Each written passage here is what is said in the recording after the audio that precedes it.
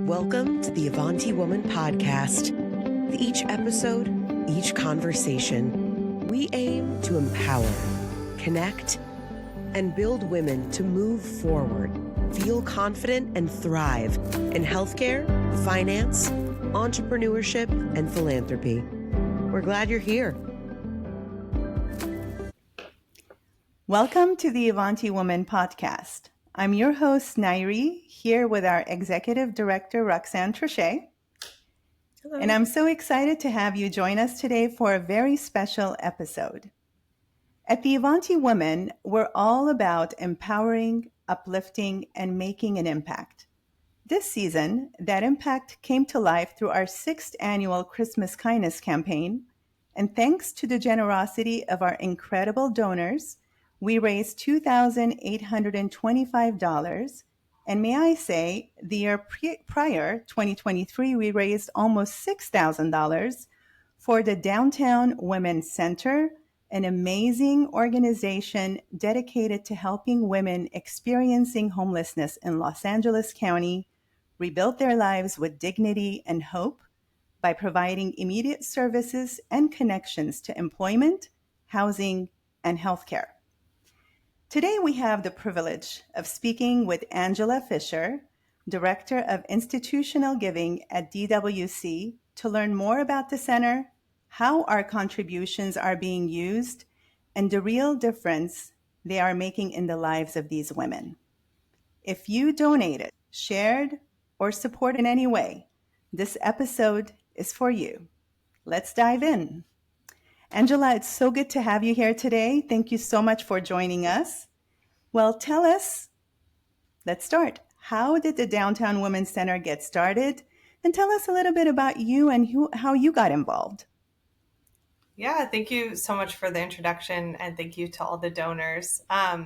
So the Downtown Women's Center, which we'll also call DWC for short, was founded in 1978. So we have been in the Skid Row community of downtown Los Angeles for over 46 years now. It was sort of built upon a friendship between an outreach worker in the Skid Row community named Jill Halverson, developed a friendship with a woman who was experiencing homelessness at the time named Rosa. And through that friendship, really realized that there weren't a lot of homelessness services specifically for women. A lot of them were kind of tailored towards men at the time in the late 70s. Mm-hmm. So Jill kind of saw this gap and decided to open up the Downtown Women's Center by buying a building, our original building, in the Skid Row community. She opened up a day center there and some residents there. And then now we also have another building a couple blocks away. And Rosa came to live with the Downtown Women's Center until she passed away at the age of 89. So got a full long life being supported through DWC. So yeah, that was sort of our founding. And, you know, we were volunteer run for the first 14 years, and it's just grown and expanded since then, and is what it is today, which is the same mission to end homelessness for women and gender diverse people throughout LA County, with kind of our hub being in Skid Row. And it has really just grown to where we are now, serving about 5,000 people annually through this work. Wow. That's awesome. That's a lot of people. Yeah.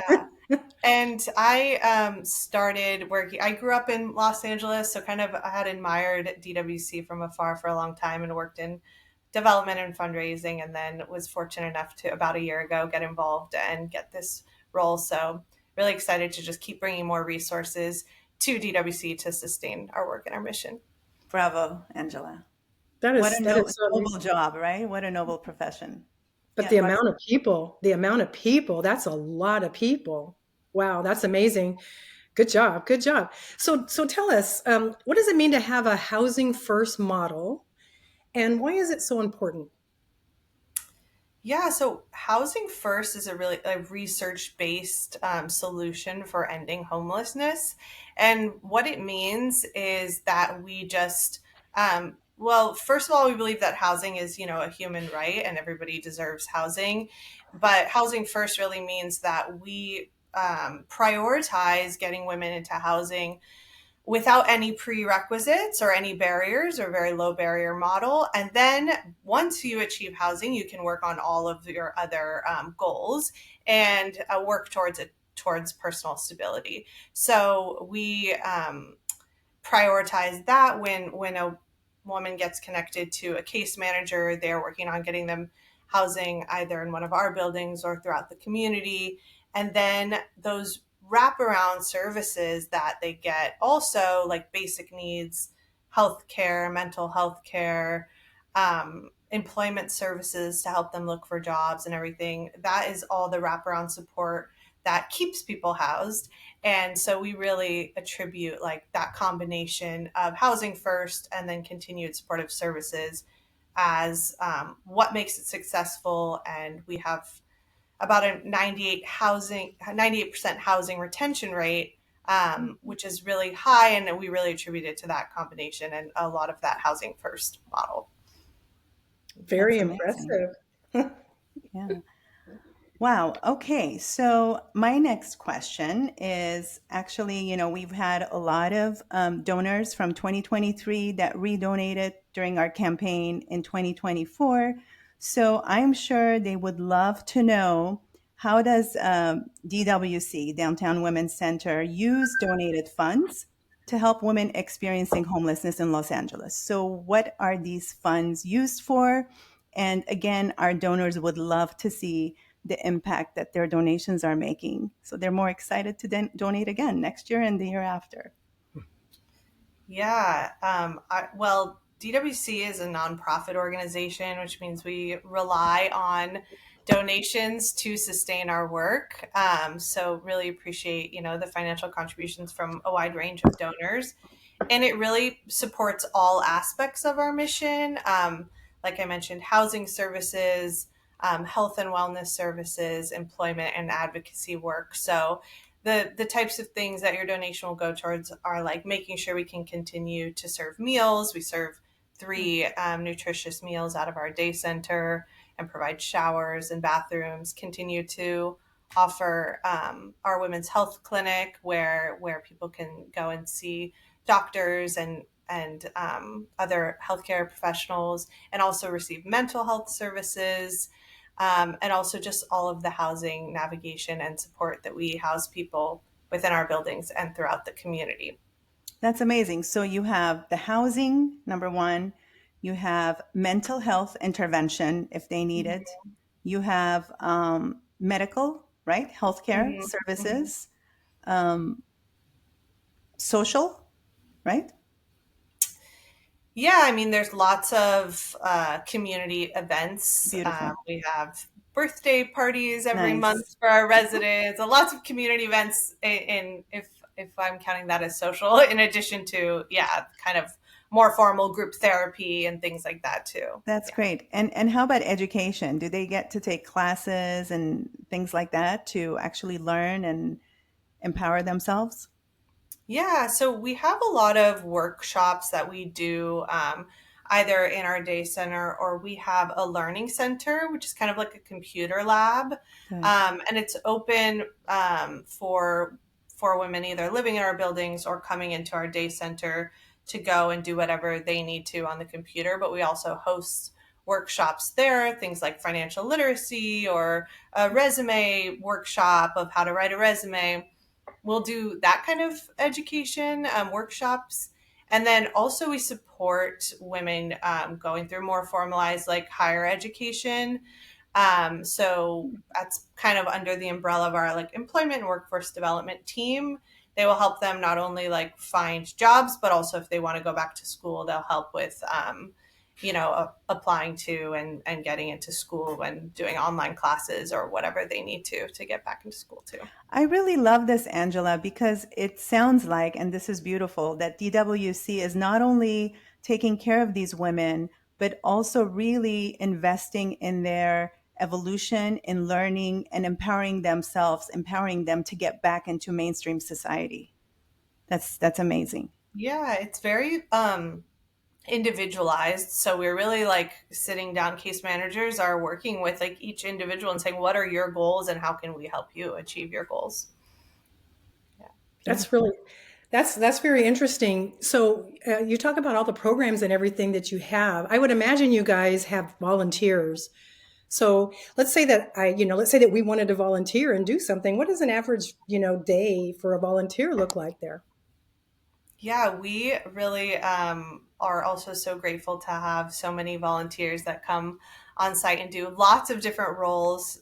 So you kind of start out doing an online orientation that gives an overview of all of our services and also all of the different roles that volunteers can do. And then you can sign up for a shift, and a staff member will kind of, teach you what to do in your role.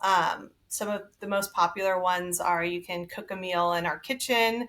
So you'll go and our kitchen staff will teach you exactly what to do, chop this, cook this, and then you get to plate it and serve it to the participants coming in, which is really rewarding too. So that's a really popular one. You can also just volunteer in our day center, kind of greeting participants and helping them navigate the space, maybe passing out like toiletry kits or other donated items.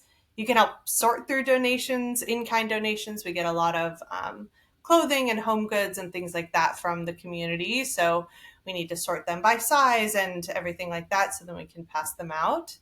And another one is through our learning center, that computer lab that I mentioned. You can volunteer there to kind of help people troubleshoot. It'll be a wide range of just, oh, how do I write an email? How do I set up an email? To, oh, I have an interview and I need to prep for it, or I need to write a resume and things like that. You can help there. There's other roles, but those are kind of the most popular ones. But there's lots of ways to get involved. So what would you say, the impact that DWC has had on the community over the last year? And, how many people would you say that you've helped through employment and wellness and the different programs that you offer? Yeah, 2024 was just a year of continued growth for us. We're really happy to be able to keep expanding, particularly our permanent supportive housing model, which we run it in our buildings. So we have those two buildings in Skid Row, and then we worked with a partner to open another building where we're offering services in North Hollywood. So we expanded to from 119 to 151 units of permanent supportive housing last year. So we grew by 32 units. And we're continuing to grow in the permanent supportive housing space over the coming years. So really excited to be just expanding that model that we know is so successful. Overall, yeah, I mentioned about 5,000 people. So that is a combination of about 3,500 of those people are accessing our basic needs services like meals, showers. I think about 300 are nearly 300 are accessing like physical health care, and about 600 are accessing mental health care services.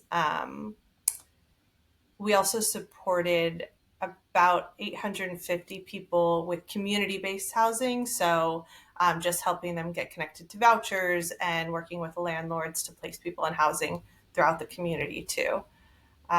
So yeah, lots of impact last year, and we're just like continuing to grow. So we're really grateful to just expand all of our services. That's amazing. I have a question. Last year we visited the center, and tell us a little bit about, you have this whole different component where some of your women were working in the cafe serving coffee, or like selling the beautiful products that you guys develop. And you have this whole entrepreneurial sector that was just fascinating to see, so different than any other nonprofit in this sector that I've worked with. Can you tell us a little bit about that program? Yeah, so that is our social enterprise, which is called Made by DWC. Mm-hmm. And there's kind of three businesses within that. And, the social enterprise is when you support that business, it's supporting going back into the work. And so we have a cafe, which and through all of these businesses too, we have transitional job programs. So women are getting kind of on the job training, paid employment for a period of time. And then the idea is that the skills that they learn there, they're going on and able to get other employment. So the three businesses are our cafe. So people will learn to be like baristas, and do point of sale and things like that. We also have a resale boutique, which is really fun. It's like a nice thrift store where we sell cool stuff that people donate.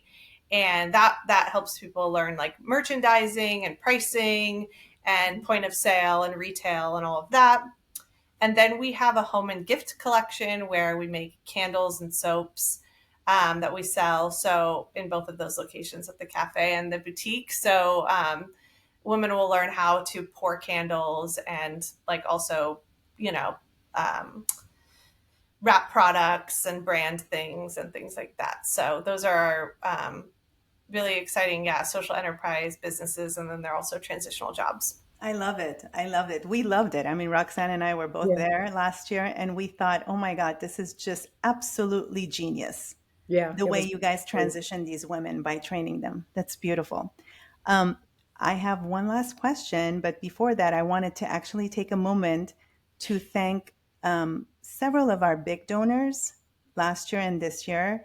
And the first, I really have to thank Arminac Law, which is a boutique law firm in Glendale, California, specializing in civil litigation, business litigation, employment law, and family law. They donated this year, and actually she, the owner, Tamar Arminac, really inspired a lot of her colleagues, attorneys to donate. So thank you, Arminac Law. Dr. Les and Roxanne Trichet, thank you for your generous donations. And our youngest volunteer humanitarian donor, she's been involved since she was 9 months old in amazing humanitarian endeavors, always giving. Her parents raised her that way, and she's growing up to be such a beautiful woman, Angelina Demir. She actually ran last year 5K for Downtown Women's Center, and this year she made her heartfelt donation.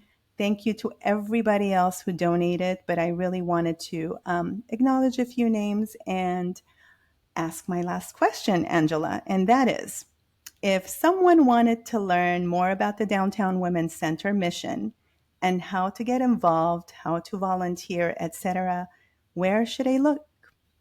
Who should they call? Where should they look?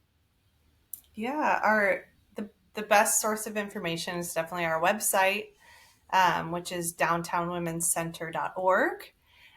So there's lots of information there on how to volunteer, how to donate, and how to advocate for the needs of women experiencing homelessness, all of that. Also, all of our socials, of course, our handle is at DWC Web. So you can follow us on social media. You can also sign up to receive our monthly newsletter, also on our website. Definitely check out our YouTube videos, and there's lots of ways to learn more, get more involved. Beautiful. And any last words of wisdom or your personal message to our listeners?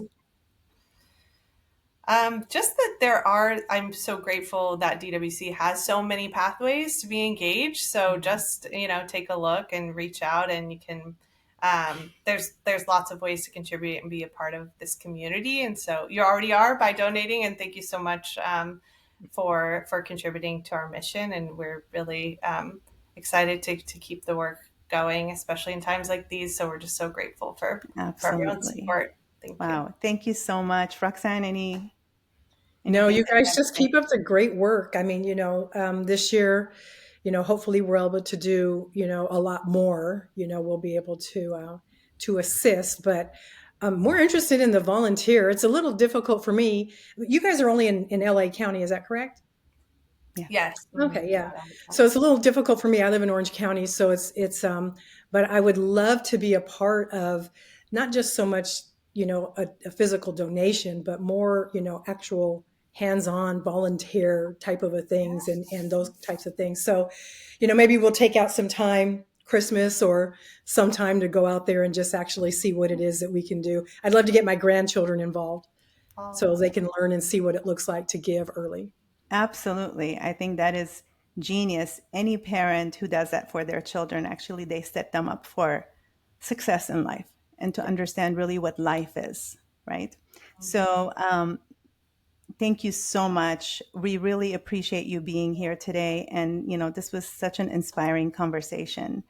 Surely the Downtown Women's Center is transforming lives through its housing first approach, proving that every woman deserves safety, dignity, and a fresh start. Thanks to your generosity, our Christmas Kindness campaign is helping make this mission a reality by providing critical resources and support to women experiencing homelessness in Los Angeles. If you're inspired to do more or learn how you can get involved, visit, just like Angela said, visit DWC's website at www.downtownwomencenter.org. And remember, every act of kindness, big or small, creates change. Thank you for listening, for giving, for being part of the Avanti Woman community. Let's continue to empower, uplift, and make a difference together. Thank you for joining us today. For more engagement, you can find us at the Avanti Woman on all social and media platforms. Follow us on Instagram, join our community group on Facebook to chat, subscribe to our YouTube for our latest videos. You can rate us 5 stars on Spotify and leave us a review on Apple Podcasts. Thank you for helping us reach even more Avanti women just like you.